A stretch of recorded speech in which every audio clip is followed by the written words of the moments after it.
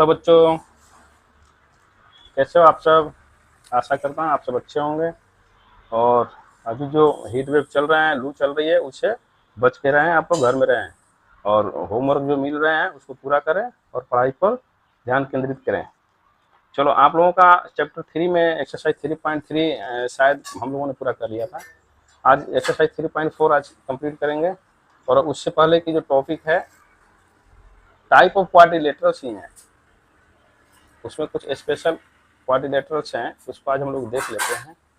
ठीक है, देखो आप लोगों का नेक्स्ट टॉपिक है some special parallelograms. Some special parallelogram, some special parallelogram में आप लोगों को पढ़ना है रोम्बस, रेक्टेंगल, स्क्वायर और साथ साथ उनकी प्रॉपर्टीज। तो हम एक एक पहले देख लेते हैं और ध्यान से देखना है इसकी properties. Some special parallelogram topic है, सम स्पेशल पैरेललोग्राम। तो तुरंत आप लोगों के माइंड में स्ट्राइक करना चाहिए वो some special parallelogram means rhombus, rectangles and squares all are a type of parallelogram. Yes, ये पैरेललोग्राम ही है लेकिन स्पेशल है, इसलिए इनका अलग नोमेनक्लेचर किया हुआ है, रोम्बस, स्क्वायर, रेक्टेंगल। ठीक है, और एक ऐसे पैरेललोग्राम हुआ, और पैरेललोग्राम के बारे में तो बहुत अच्छा से डिटेल बता दिया, पूरा एक चैप्टर 3.3 पैरेललोग्राम के ऊपर था। जो like a quadrilaterals whose opposite sides are parallel and equal, opposite sides are parallel and equal। ठीक है, opposite angle are equal और both diagonals of parallelogram bisect each other। ये सारी प्रॉपर्टीज हम पैरेललोग्राम को बताए थे। चलिए, some special type of parallelogram में पहला है हम लोगों के सामने रोम्बस। और आप सोचना कि क्या रोम्बस भी एक टाइप ऑफ पैरेललोग्राम है? Yes, it is also a type of parallelogram. जैसे पहला है हम लोगों को रोम्बस। रोम्बस का स्पेलिंग याद रखना बच्चों, HOMBUS, रोम्बस। हिंदी मीडियम वाले बच्चों इसको सम चतुर्भुज बोलते हैं, सम चतुर्भुज।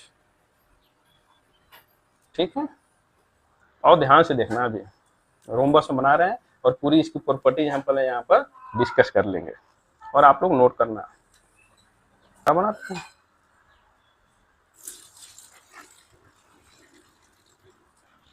ये साइड ज्यादा हो गया,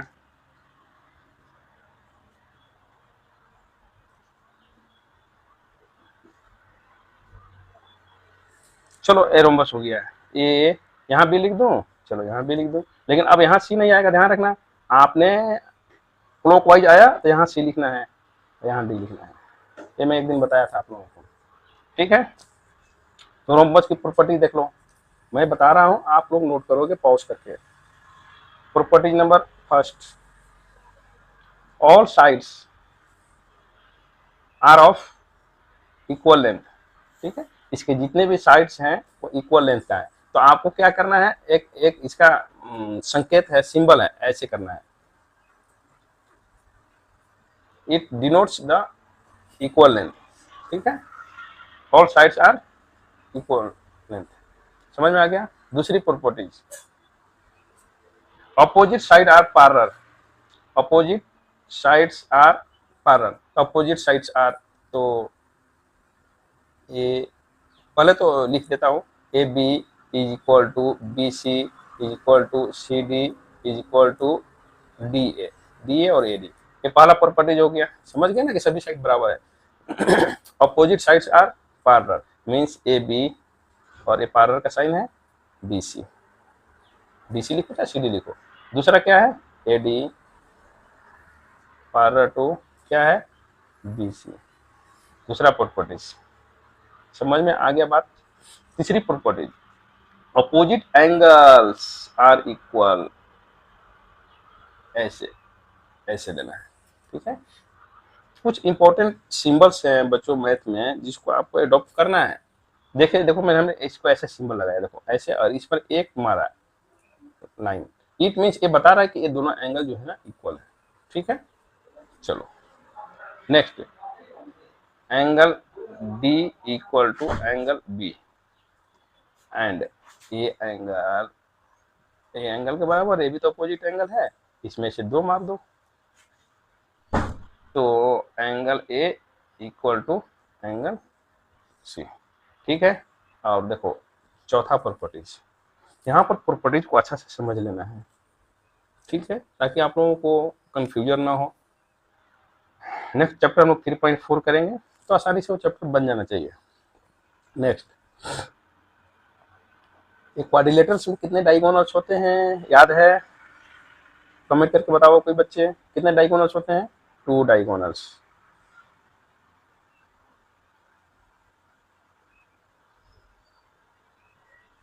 ठीक है, तो अब डायगोनल्स के बारे में क्या लिखोगे? Each diagonals perpendicularly bisect each other. इसका क्या मतलब हुआ कि दोनों जो डायगोनल्स है एक दूसरे को बाइसेक्ट तो करते हैं, लेकिन कैसे करते हैं? परपेंडिकुलरली, मतलब परपेंडिकुलर 90 डिग्री का एंगल बनाते हुए, यहाँ 90 डिग्री का एंगल बनेगा, ठीक है। तो इट मीन्स ए सी जो है ये एक परपेंडिकुलर है, ए सी जो है एक डायगोनल है, किसके ऊपर परपेंडिकुलर है? बी डी के ऊपर। ये मालूम है ना, परपेंडिकुलर, परपेंडिकुलर का साइन है। और बाइसेक्ट भी करते हैं, तो बाइसेक्ट का मतलब क्या? इक्वल हिस्सा में बांटना। तो सपोज इस पॉइंट को अगर ओ पॉइंट पर अगर डिवाइड कर रहे हैं, तो it means O A is equal to O C,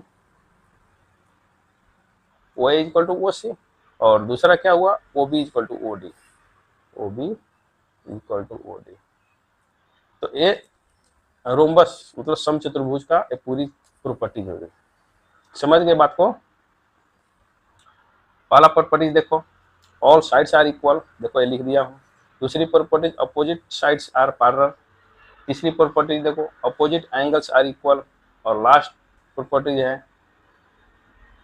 diagonals, ठीक है, परपेंडिकुलरली बाइसेक्ट ईच अदर। तो इसका ये लिख दिया। नेक्स्ट, ये रोम्बस हो गया। रोम्बस के बाद रेक्टेंगल, दूसरा आपका है रेक्टेंगल।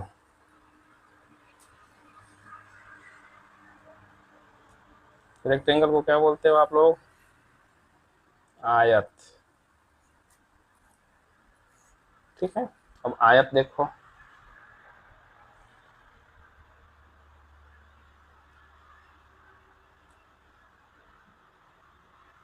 आयत, चलो कहाँ से शुरू करें? एबीसीडी यहाँ से शुरू कर दो, ए बी सी डी। देखना आयत के बारे में, इसकी प्रॉपर्टी ध्यान रखना, ये देखना है यहाँ पर, ध्यान रखना। ये किसका साइन है?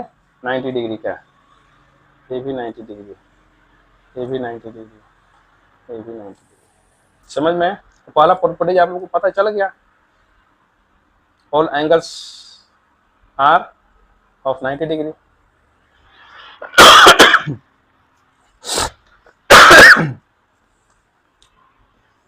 All angles are of 90 degree, सभी कोण जो होते हैं इसके 90-90 डिग्री के होते हैं। पहला प्रॉपर्टी हो गया। दूसरा देखो, opposite sides are equal and parallel. Opposite sides are equal and parallel, parallel भी है, ये भी 90 डिग्री, ये भी 90 डिग्री, तो पैरेलल ही है। तो पहला प्रॉपर्टी में मैंने क्या बोला? Angle A is equal to angle B equal to angle C equal to angle D. ये सब बराबर, और किसके बराबर? तो सब 90 डिग्री के बराबर, तो इक्वल 90 डिग्री, ठीक है। दूसरा, opposite side equal means A B जो है ये किसके बराबर है? ए बी सी डी के बराबर है। एंड साथ साथ पैरेलल भी है ए बी, और ए पैरेलल का साइन लगा दो सी डी। समझ गए? ये दूसरा का पहला। और उसी तरह A D A D A D A D equal to B C and A D parallel to B C also, ठीक है। वो चलो,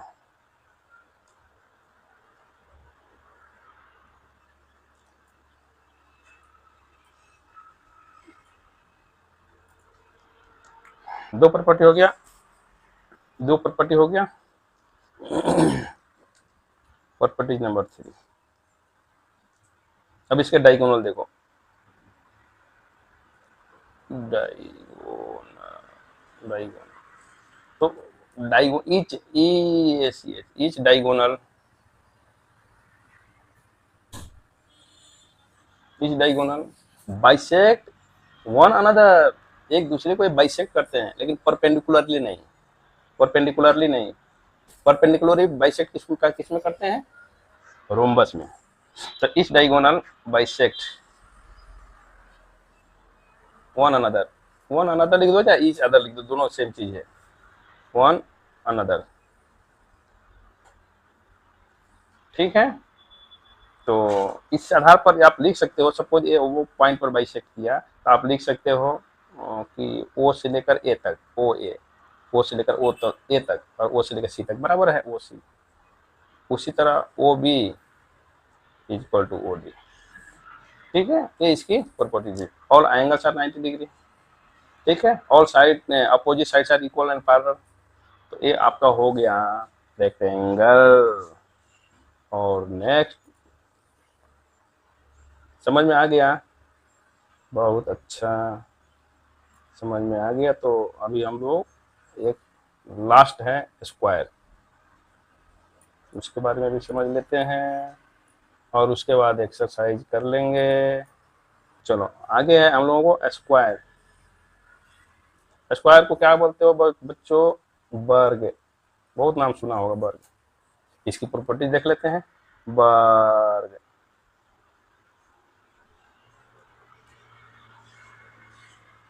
ABCD लिख दो, यहाँ से लिख दो, ए ऐसे भी कर दो, चलो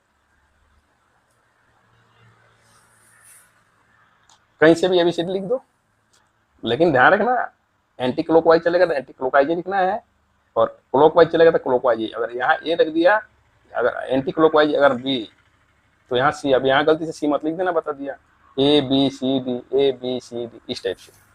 ये बार बार मैं आप लोगों को एक प्रेजेंटेशन जो है, लिखने का तरीका जो है बता रहा हूँ। तो स्क्वायर में क्या होता है, देखो टिक टक टक टक, ये क्या संकेत कर रहा है, ऑल साइड्स आर इक्वल।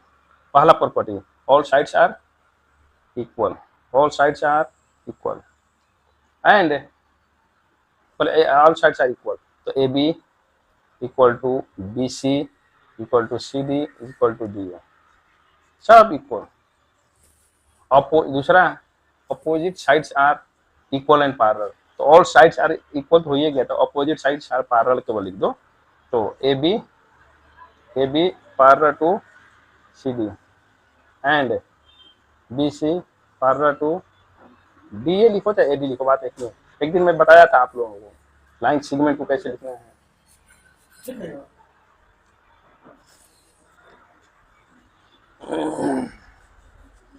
खा लो खा लो, भर साहब तो हमको खिलाते हैं। तीसरा, तीसरा प्रॉपर्टी देखो, हाँ अब इसका तीसरा प्रॉपर्टी है, अच्छा एक प्रॉपर्टी है all angles are of 90 degree, ठीक है। पहला ही मैं इसको लिख देना, सर आप करो करो करो, मेरे लिए छोड़ देना। पहला प्रॉपर्टी में लिख देना all angles are of 90 degree, means angle A equal to angle B equal to angle C equal to angle D, सब 90 डिग्री, ठीक है। अच्छा ये सबसे इंपॉर्टेंट प्रॉपर्टी जिसका है,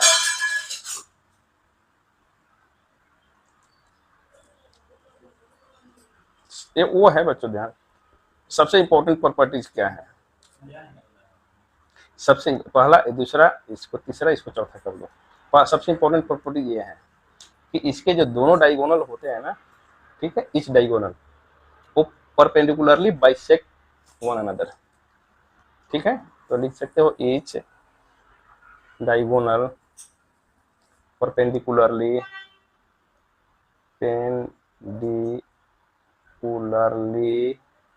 बाइसेक्ट वन अनदर, ठीक है ना। ये है, इट मीन्स, चौथा का आपने लिखने के बाद आप लिख सकते हो कि परपेंडिकुलर बाइसेक्ट, इसका मतलब कि AC और BD जो एक दूसरे को परपेंडिकुलर है, तो लिख सकते हो AC परपेंडिकुलर का साइन BD, ठीक है। और AB लिख सकते हो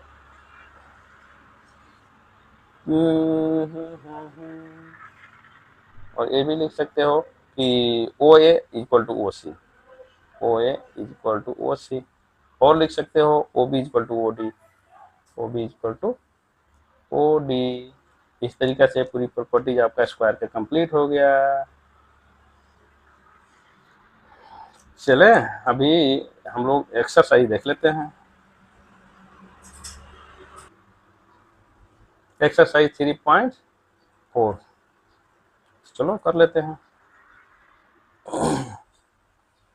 स्टेट वेदर ट्रू और फॉल्स, कौन ट्रू है कौन फॉल्स है, ये तो इसमें कुछ है ही नहीं इसमें, इस एक्सरसाइज में।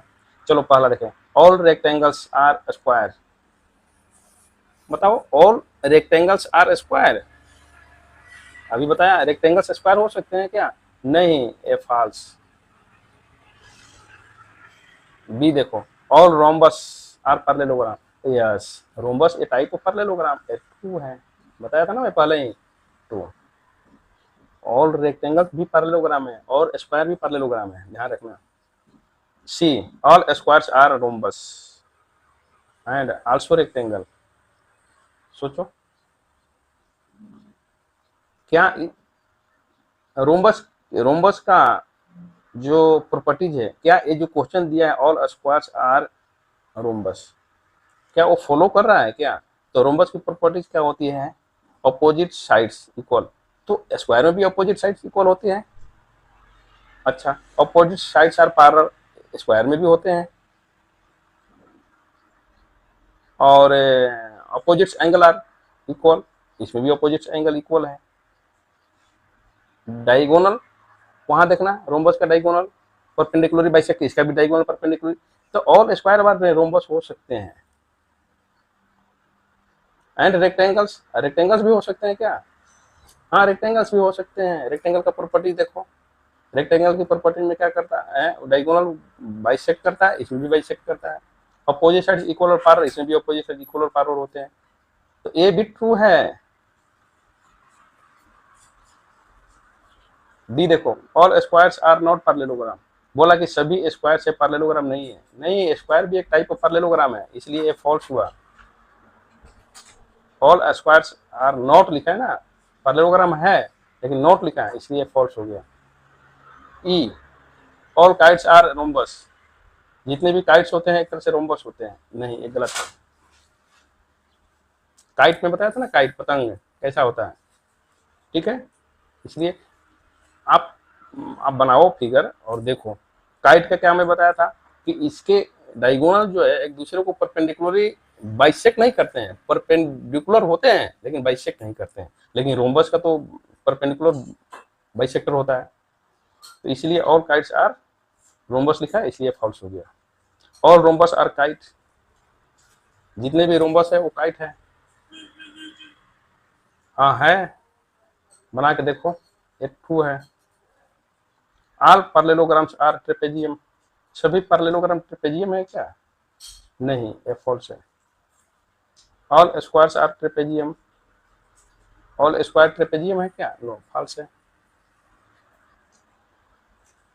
चलो दूसरा देखो, identify all the quadrilaterals that have, ध्यान रखना, आइडेंटिफाई करना है, यहाँ पर लिखा हुआ है, आप ध्यान रखना आपको आइडेंटिफाई पर कि किस टाइप का क्वाड्रिलेटरल्स हुआ। क्वाड्रिलेटरल आप लोगों ने पढ़ लिया, ट्रेपेजियम पढ़ लिया, पैरेललोग्राम पढ़ लिया, स्पेशल टाइप ऑफ पैरेललोग्राम में आप लोगों ने रेक्टेंगल पढ़ा, रोम्बस पढ़ा और स्क्वायर पढ़ा, सारा चीज पूरी प्रॉपर्टीज पढ़ लिया। अब आइडेंटिफाई करो quadrilaterals that have four sides of equal length, four sides of equal length है, तो four side of equal length तो स्क्वायर का भी होता है और रोम्बस का भी होता है, तो इसका आंसर हो जाएगा स्क्वायर एंड रोम्बस, मतलब वर्ग और समचतुर्भुज, ठीक है। स्क्वायर एंड रोम्बस, रोम्बस का स्पेलिंग याद कर लेना आप लोग, ठीक है। दूसरा देखो, फोर राइट एंगल, चारों राइट एंगल हो, तो चारों राइट एंगल, तो स्क्वायर के भी चारों राइट एंगल होते हैं, और रेक्टेंगल के भी चारों राइट एंगल होते हैं, आज बताया। तो इसका आंसर हो जाएगा रेक्टेंगल एंड स्क्वायर। ठीक है, और चारों राइट एंगल किसका होता है, किसी का होता है, बताओ।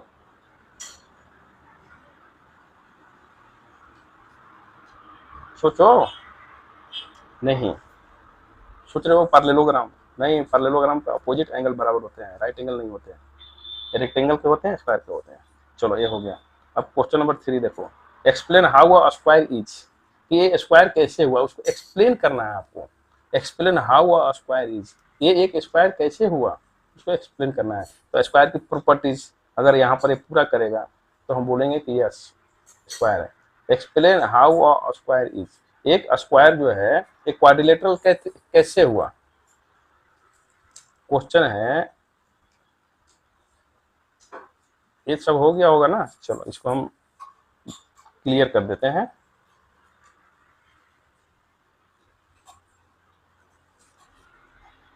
और क्वाड्रिलेटरल, तो स्क्वायर एक how a square is quadrilateral, square एक क्वाड्रिलेटरल से एक्सप्लेन कैसे करोगे, because square has 4 sides, 4 angle, therefore and 2 diagonals, therefore square is a quadrilateral. बस इतना ही एक्सप्लेन करना है, ये सब आप लोग करोगे।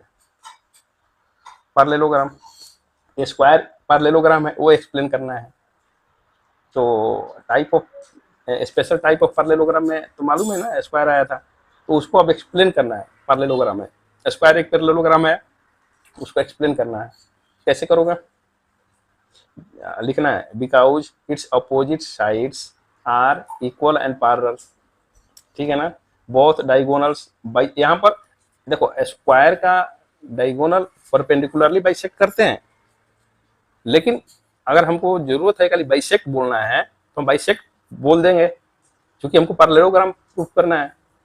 तो लिखेंगे because it's diagonal bisect each other, opposite angles are equal, 90 degree है तो इक्वल ही है, तो इसीलिए पैरेललोग्राम है।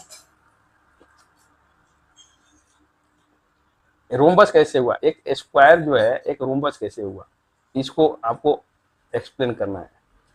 एक्चुअल वो रोम्बस नहीं है, लेकिन एक टाइप ऑफ रोम्बस वो हो सकता है। कैसे, तो रोम्बस का प्रॉपर्टी क्या स्क्वायर में मिल रहा है, मिल रहा है, तो उसको एक्सप्लेन करना है। तो लिखेंगे all sides are of equal length. देखो रोम्बस का इक्वल लेंथ होता है, स्क्वायर का भी होता है, तो ये बोल रहा है कि स्क्वायर एक रोम्बस कैसे हुआ, यही एक्सप्लेन करना है। तो इसका लिखेंगे all sides are of equal length. ठीक है, opposite side are parallel, opposite angles are equal, therefore it is a rhombus. ठीक है, आगे देखो, एक रेक्टेंगल भी है क्या, स्क्वायर एक रेक्टेंगल भी बोल सकते हैं। कैसे एक्सप्लेन करना है, तो देखो रेक्टेंगल का 90 डिग्री और इसका भी 90 डिग्री, बोलेंगे all angles are of right angle, all angles are right angle, opposite sides are equal and parallel. ठीक है, diagonals intersect each other, sorry bisect each other लिखना है, डायगोनल बाइसेक्ट ईच अदर, इसीलिए rectangle है। तो ये चीज आप लोगों को खुद प्रॉपर्टी समझ के खुद लिखना है। चलो, name the quadrilaterals whose diagonals. अब देखो डायगोनल्स के ऊपर क्वेश्चन किया, अब आपको नाम बताना है क्वाड्रिलेटरल की, कौन सा क्वाड्रिलेटरल्स है, नाम बताओ। तो बाइसेक्ट ईच अदर, कौन सा डायगोनल्स, डायगोनल बाइसेक्ट करता है ईच अदर, तो बताओ किस किस में बाइसेक्ट करता है ईच अदर। देखो क्वेश्चन में ध्यान रखना है, अगर बाइसेक्ट पूछा है तो वो परपेंडिकुलरली बाइसेक्ट वाला भी आ जाएगा इसमें, लेकिन अगर जहां परपेंडिकुलरली बाइसेक्ट क्वेश्चन पूछेगा तो ये बाइसेक्ट वाला उधर नहीं जाएगा। बात समझ गए ना, सारे नेचुरल नंबर होल नंबर है, लेकिन सारे होल नंबर नेचुरल नंबर नहीं है। सारे नेचुरल नंबर इंटीजर है, लेकिन सारे इंटीजर नेचुरल नंबर नहीं हो सकते हैं, बात समझो। तो जहां पर बाइसेक्ट ईच अदर आएगा तो परपेंडिकुलर बाइसेक्ट वाला इसमें आ जाएगा, लेकिन ये बाइसेक्ट वाला परपेंडिकुलर वाला में नहीं जाएगा, ध्यान रखना। सारे इंटीजर, जैसे एग्जांपल है सारे इंटीजर नेचुरल नंबर नहीं, सारे नेचुरल नंबर इंटीजर हैं, उसी तरह। तो बाइसेक्ट कौन कौन करता है, देखो इसका आंसर देखना पड़ेगा। बाइसेक्ट तो पैरेललोग्राम का करता है, बाइसेक्ट डायगोनल करता है, रोम्बस का करता है, ठीक है, रेक्टेंगल का करता है, स्क्वायर का करता है और किसका करता है, इन्हीं सब का करता है। ठीक है, ये चारों इसका आंसर हो जाएगा। और देखो अब दूसरा क्वेश्चन दिखा, are perpendicular bisector of each other, उसके जो डायगोनल्स होते हैं perpendicular bisectors of each other होते हैं, परपेंडिकुलर बाइसेक्टर। अब यहाँ देखना, यहाँ पर बाइसेक्टर वाला केवल नहीं आएगा, यहाँ पर 90 डिग्री का एंगल ही बनना चाहिए, तो इसका आंसर हो जाएगा स्क्वायर का परपेंडिकुलर बाइसेक्टर होते हैं डायगोनल्स, और रोम्बस का होते हैं। ठीक है, तो यहाँ पर केवल स्क्वायर और रोम्बस लिखाएगा, लिख देना स्क्वायर और रोम्बस। बात समझ गए, गुड। आर इक्वल्स क्या, डायगोनल्स आर इक्वल, तो डायगोनल्स आर इक्वल, तो डायगोनल्स आर तो इक्वल तो सबका होता है, पैरेललोग्राम का डायगोनल्स इक्वल होते हैं, स्क्वायर का डायगोनल्स इक्वल होते हैं, रोम्बस का होते हैं और रेक्टेंगल का होते हैं। तो इसका आंसर क्या हो जाएगा, पैरेललोग्राम, रोम्बस, रेक्टेंगल और स्क्वायर। ठीक है, क्वेश्चन नंबर 5 टाइम कितना हो गया, 30 मिनट हुआ। Explain why a rectangle is convex quadrilaterals. अब ये चौथा देखो, एक रेक्टेंगल जो है कॉन्वेक्स क्वाड्रिलेटरल्स कहते हैं। तो हमने क्वाड्रिलेटरल्स का फर्स्ट एक्सरसाइज जो फर्स्ट डे का जो मेरा टॉपिक पढ़ोगे तो उसमें पूरा चीज बताया हुआ है, कॉन्वेक्स और कॉनकेव कैसे हुआ। तो इसका आंसर लिखोगे बिकॉज इट्स डायगोनल्स, ठीक है, आर सॉरी पासेस इंटरनली, मतलब इसके जो डायगोनल्स है वो इंटरनली पास करते हैं, इसलिए एक कॉन्वेक्स है। कॉन्वेक्स का यही डिफिनेशन बताया था कि ऐसा एक क्वाड्रिलेटरल्स है, रेक्टेंगल के बारे में पूछा है ना, तो ये रेक्टेंगल बना लेना, और इसके ये देखो डायगोनल्स है, तो इंटरनली ये पास करते हैं, ये बाहर नहीं जाते हैं। ठीक है, इसीलिए इसको बोलते हैं कि ये कॉन्वेक्स है।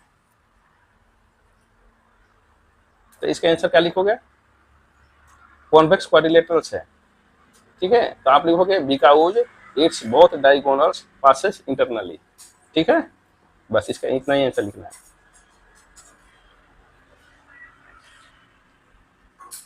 और लास्ट क्वेश्चन देखो, ये लास्ट ही क्वेश्चन है, और इस तरह से आपका चैप्टर 3 जो है कंप्लीट हो जाएगा।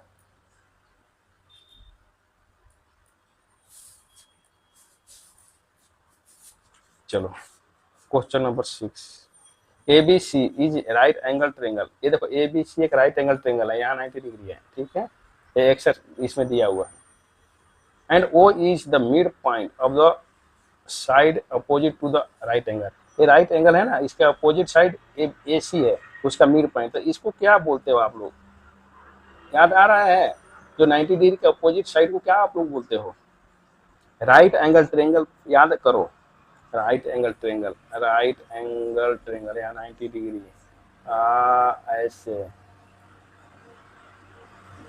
Right angle triangle. एक को हम बेस बोलते हैं, एक को हम लोग P बोलते हैं परपेंडिकुलर, और एक को क्या बोलते हैं, हाइपोटेनस H बोलते हैं।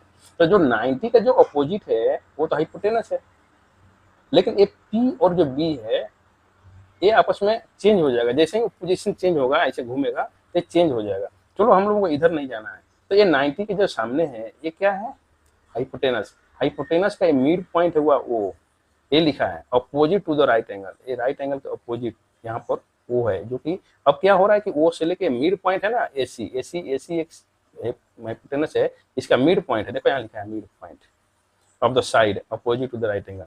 Explain why O is equidistant from A, B and C। आपको ये एक्सप्लेन करना है कि देखो कि O जो है A से, C से और B से, तीनों से इक्वी डिस्टेंस पर है। मतलब इक्वी डिस्टेंट मतलब क्या, बराबर दूरी पर है, इसलिए वर्ड एक यूज किया है इक्वी डिस्टेंट, मतलब बराबर दूरी पर है। कैसे, तो आप पहले तो आप लिख सकते हो कि O is mid point of AC, O ऐसे लिखोगे, O के पर लिख देना point, POINT, point O is mid point, हटा दो पॉइंट, यहाँ लिखने की जरूरत नहीं है, आप लिख देना O is a mid point, POINT, point of AC, AC का मिड पॉइंट है। देयरफॉर जब मिड पॉइंट होता है, देयरफॉर हम लिख सकते हैं कि O से लेके A तक की जो डिस्टेंस है, मिड पॉइंट का मतलब है ना बीच में, तो OA is equal to OC, OA is equal to OC, ये तो हो गया। लेकिन ये OB बोल रहा है कि ये भी बराबर हो, OA is equal to OB is equal to OC, ये तीनों बराबर हो। तो ये मिड पॉइंट तो ओ ए और ओ सी तो बराबर हमको दिखाई दे रहा है। मिड पॉइंट का मतलब वो एकदम जस्ट बीच में, ठीक से समझो। जैसे मान लो ए बी एक लाइन सेगमेंट है, इसके मिड पॉइंट में अगर पी बोल रहा हूँ, अगर मैं बोल दिया कि पी मिड पॉइंट, तो आप समझ लो कि A P is equal to B P, इतना अंडरस्टूड है। लेकिन ये तो ठीक है, लेकिन ए ओ बी भी इसी के बराबर है, इक्वी डिस्टेंस बोला है, equidistance from A B and C. तो उसके लिए क्या बोला है, उसके लिए आपको मैथ में, आप लोग तो क्लास 8 में हो, अभी 9th में जाओ, 10th में जाओ, तो बहुत तरह के आप लोगों को ज्योमेट्री के क्वेश्चन प्रूफ करने के लिए मिलेंगे, थ्योरम प्रूफ करने के लिए मिलेंगे। तो आपको क्या होता है, एक स्टेप है कंस्ट्रक्शन, आपको कुछ कंस्ट्रक्शन भी करना पड़ेगा उसको समझने के लिए, ठीक है।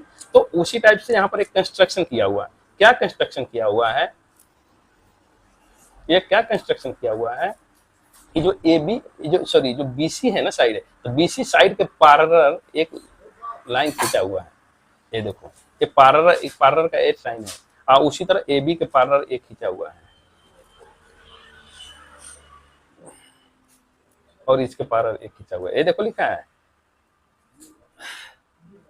The dotted lines are drawn additionally to help you, आपको हेल्प करने के लिए किया हुआ है।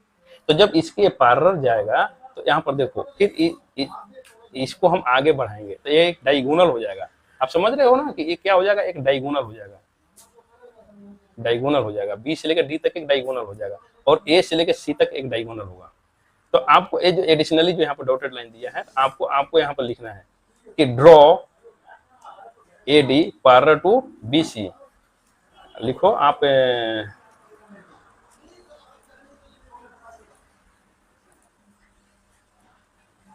ड्रॉन DRAWN, ठीक है, drawn A D parallel to B C and और सी डी आपने ड्रॉ किया, आपने C D parallel to A B, ठीक है। ए पैरेलल आपने कर दिया, तो क्या हुआ, टू फॉर्म रेक्टेंगल, एक रेक्टेंगल फॉर्म हो जाएगा। समझ में आ रहा है। और देखना, ये A C and B D is a diagonal and, और यहाँ पर आप लिख सकते हो drawn A D parallel to B C and C D parallel to A C to form a rectangle, ठीक है, जो कि डी पॉइंट पर मिल रहे हैं। तो विच लिख सकते हैं, which meet at point POINT, point D पर मिल रहे हैं। एंड और अब ए सी और बी डी क्या हुआ, एक डायगोनल्स हुआ, and A C and B D are diagonals. तो जब डायगोनल्स हुआ तो मालूम है ना कि ये स्क्वायर फॉर्म हो गया, और डायगोनल जो होते हैं, स्क्वायर के डायगोनल्स क्या होते हैं, एक दूसरे को बाइसेक्ट करते हैं। तो अकॉर्डिंग, अब लिखेंगे अकॉर्डिंग टू प्रॉपर्टीज, इसलिए अकॉर्डिंग टू प्रॉपर्टीज क्या हो जाएगा, O B equal to O D, O B equal to O D, ठीक है। और दोनों डायगोनल्स, रेक्टेंगल के दोनों डायगोनल्स क्या होते हैं, इक्वल होते हैं, और ओ A equal to O C, O A equal to O सी, ठीक है। और ये देखो डायगोनल, बहुत डायगोनल्स इक्वल होते हैं, तो जो बी डी है उतना ही ए सी है, ए सी इक्वल टू बी डी, जितना ए सी है उतना ही बी डी है। तो इसका मतलब कि इसका ओ बी जो है, ओ बी ए भी हाफ हो गया, ए भी हाफ हो गया। यहाँ देखो ओ बी ओ डी के बराबर है, ठीक है। और ये देखो ओ ए ओ सी के बराबर है, ओ ए ओ सी के बराबर है, और ये दोनों बराबर है। तो आप यहाँ पर डायरेक्ट लिख सकते हो कि O B equal to O A equal to O C, ये तीनों बराबर हो जाएगा, ठीक है। जब ये तीनों बराबर हो गया, ओ से बी की डिस्टेंस, ओ से ए की डिस्टेंस, ओ से सी की डिस्टेंस, ये जब तीनों बराबर हो गए, तो इसका मतलब कि इक्वी डिस्टेंस हुआ ओ से। देयरफॉर क्या हुआ आपका, A B and C are equidistant from ओ।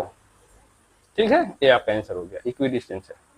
अब ये बात समझ में आप लोगों को आया, दोनों डायगोनल्स इक्वल्स होते हैं पर रेक्टेंगल के, तो डायगोनल इक्वल हो गया, तो डायगोनल का हाफ भी तो इक्वल हुआ ना। तो ये डायगोनल का हाफ देखो इक्वल है, और दोनों डायगोनल इक्वल है, इसका मतलब कि ये सब बराबर हो गए। ठीक है, ये चीज ध्यान रखना। और देयरफॉर लिख सकते हैं A B C are equidistance from O. तो इस तरीके से आपका एक्सरसाइज 2.4 कंप्लीट हुआ। नेक्स्ट चैप्टर हम बहुत जल्दी लेके आएंगे। ओके बच्चों, थैंक यू।